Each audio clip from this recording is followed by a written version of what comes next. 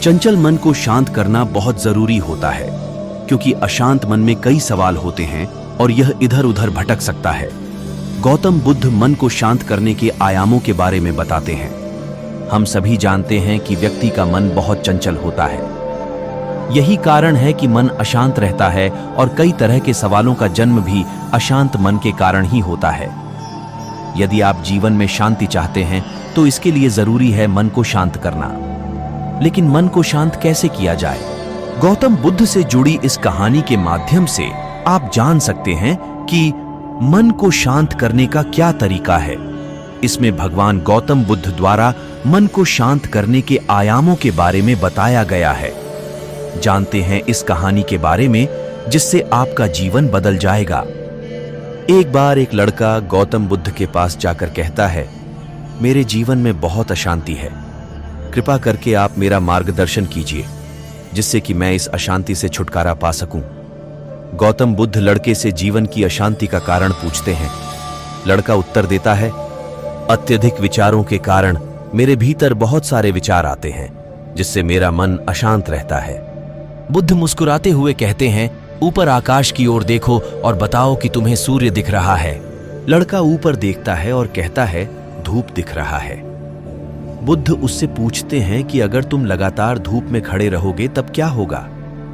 वह कहता है, मुझे अत्यधिक गर्मी लगेगी और शरीर में बेचैनी होगी। बुद्ध लड़के से कहते हैं कि अगर धूप में खड़े रहने से तुम्हें गर्मी लगती है तो इसमें दोष किसका है, सूर्य के ताप का या तुम्हारा? लड़का कुछ सोचने के बाद कहता है, इसका जवाब आप ही बताइए। बुद्ध कहते हैं, सूर्य का काम है ताप देना और ताप का काम है गर्मी लगना। ऐसे में तो दोष तुम्हारा ही है कि तुम धूप में जाकर खड़े हुए, जिससे कि तुम्हें गर्मी लगी। तुम्हें अगर शीतलता चाहिए तो तुम्हें छांव में रहना होगा। ठीक इसी तरह चंचल मन का भी स्वभाव होता है विचारों और भावनाओं को जागृत करना। विचार क्षण भर के लिए होते हैं, लेकिन विचार से पैदा हुई भावनाएं देर तक टिकी रहती हैं। लेकिन यह तुम्हें निर्णय लेना है कि तुम्हें विचार और भावनाओं के साथ चलना है या अलग दिशा बनानी है। बुद्ध कहते हैं, मन को शांत करने के लिए तन के आयाम पर काम करना सबसे आसान तरीका है।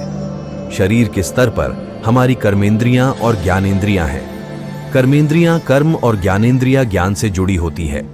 इससे हम अपनी संवेदनशीलता को बढ़ा सकते हैं, यानी हम जो भी काम करें उसे आनंद के साथ करें। मन के आयाम से हटकर तन के आयाम पर जाने से ही तुम्हारा चित्त शांत होगा। ऐसा करने से तुम मन के आयाम से हटकर शरीर के आयाम पर आ जाओगे।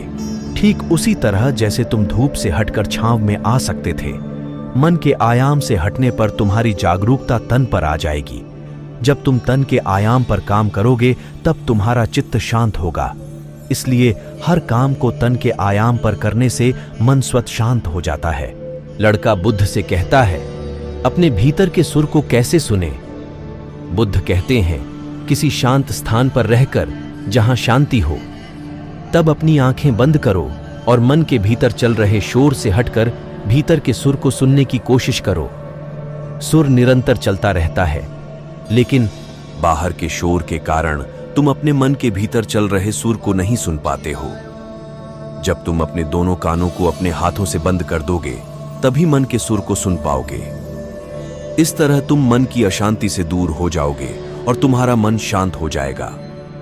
तो दोस्तों, अगर वीडियो पसंद आई हो तो लाइक और कमेंट जरूर कर दीजिए।